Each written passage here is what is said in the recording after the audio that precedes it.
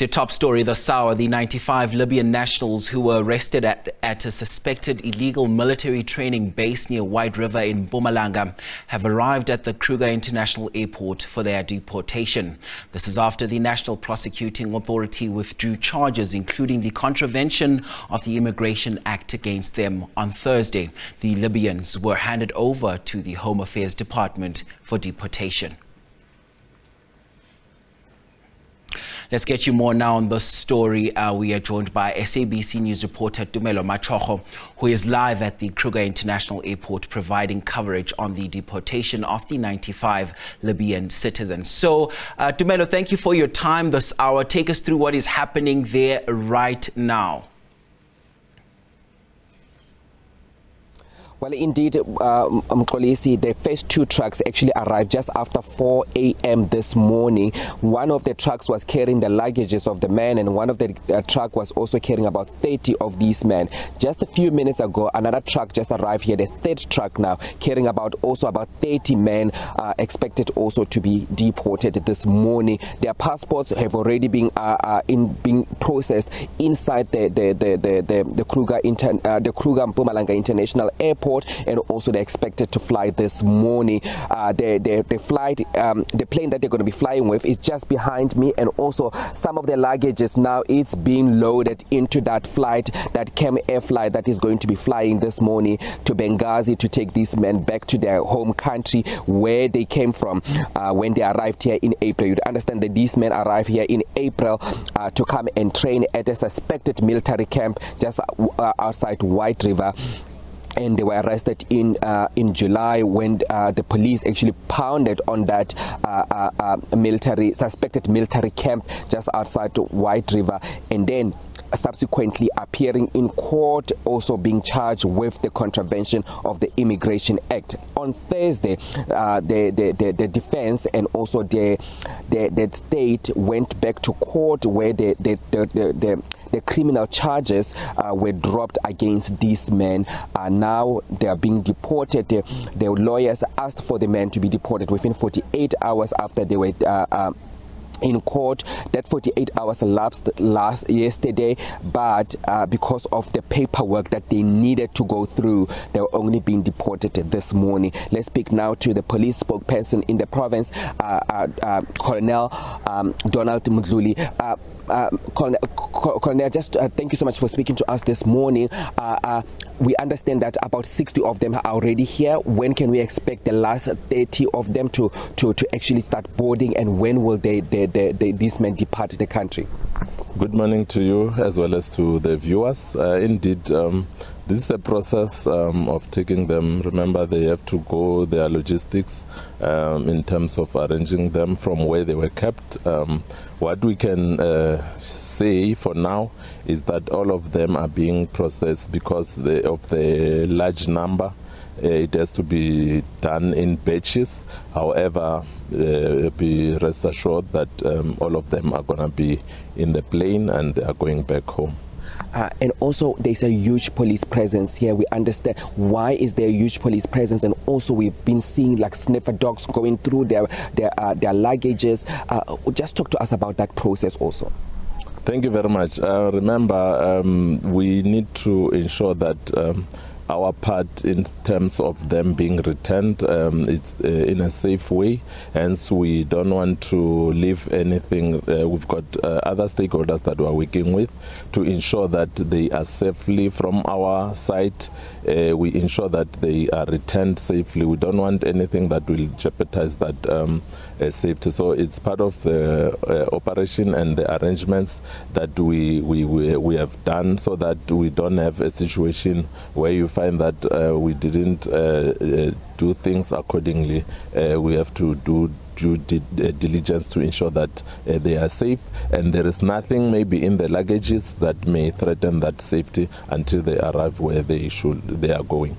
And also, when these men were arrested, there were rumors in the community of theft, of rape, and all those kind of things. Have anyone came forward to come to the police saying that, you know what, I was raped by this man, or this man actually stole my cell phone? Because these were the information that we're gaining from the community, because they were saying that about 4 weeks just before the police arrested them, they were starting to infiltrate into the communities.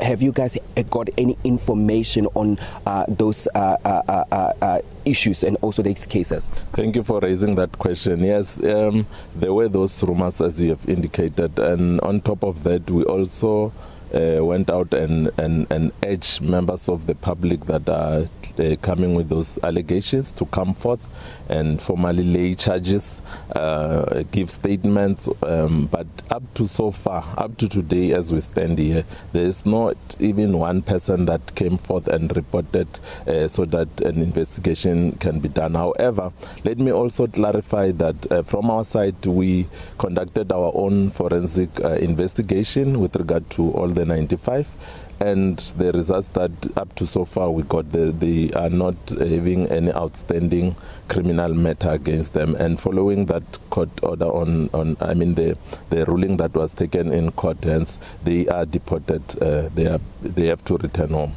Let me just also go back to now the camp that they were staying in and the camp that they were training at. We understand that investigations there are still ongoing, and also now SIRA, which is the private security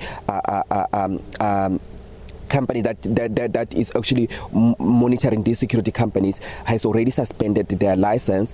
Just talk to us about how far is the investigation against the people that are running this camp, because obviously the camp is illegally being run, because the police are saying it was illegal because they were training military but it was registered as a security company. Just talk to us about what's happening with that investigation. Thank you for that question. Yes, that authority body, the SIRA, is part of our stakeholders that are conducting an investigation.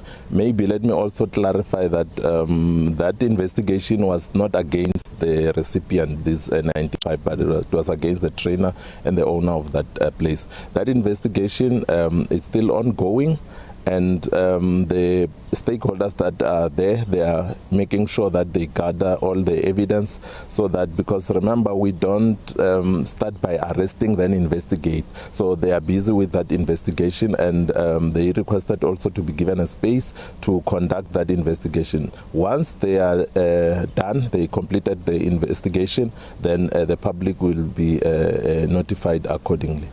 Will there be an arrest in terms of this issue? Because obviously if someone is running an illegal operation, it should be, I know it's shut down now, but the person should be arrested for it because you are running an illegal operation.